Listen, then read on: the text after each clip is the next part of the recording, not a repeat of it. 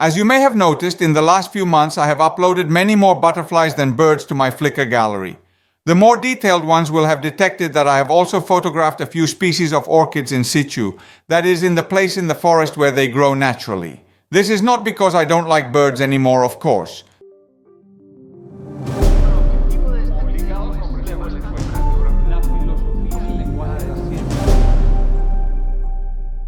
The point is that I am broadening my horizons because, due to the years I have been running bugs around the mountains of Colombia, it is increasingly difficult for me to find new birds. In fact, it's not only because I already have 984 species of birds photographed, which are, at least for me, a lot, but also because I can no longer walk as far as I used to, nor do I have the same physical capacity as I did a few years ago.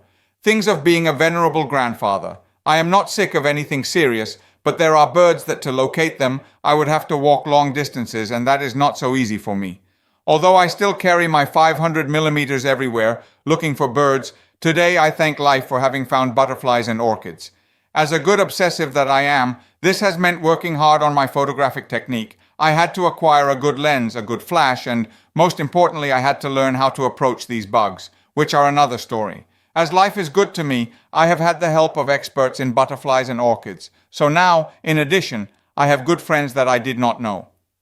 There are many good people in Colombia, and life will not be enough to share my time with them, looking for bugs in the bush.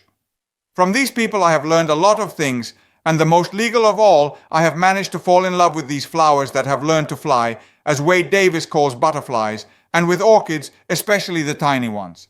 I am also very fortunate to live in Colombia, which is not only a powerhouse of birds, but also of butterflies, orchids, reptiles, and I believe in many other forms of life.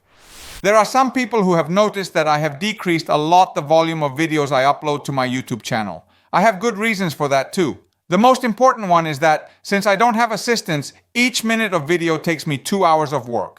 Between script writing, filming, sound management, and all the technical paraphernalia that a decent video implies, the time I spend making them has taken its toll on the time I spend reading and studying, which is really the activity that has defined my life. It's also true that since Dalidos came out, I've been studying like crazy about artificial intelligence. I have not published any of it on YouTube, simply because I suffer from an honest imposter syndrome. There are a lot of experts on the subject who have flooded the network with good material, and I feel embarrassed to talk to them about things in which I do not have the academic background or the preparation it deserves.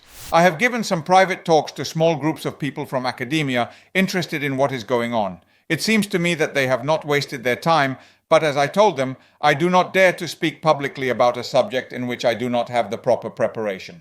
What I am doing is trying to find in artificial intelligence a way to create quality content without spending 2 hours of technical work for each minute of final video. This video you are watching was made entirely with this kind of tools. The voice is a product of the professional cloning done by ElevenLabs, and the video comes from an avatar generated by a company called HeyGen. As I have done several tests, I believe its founder, Joshua Shu, contacted me, and we will have a virtual meeting in a week to discuss these issues. I hope to learn a lot from him, and I'm sure that soon we will have tools that, maybe, will allow me to return to my YouTube channel and make life easier for many potential content creators who do not have access to the tools needed to make quality videos. For now, I can only recommend you to visit my Flickr photo gallery. I leave the link in the description.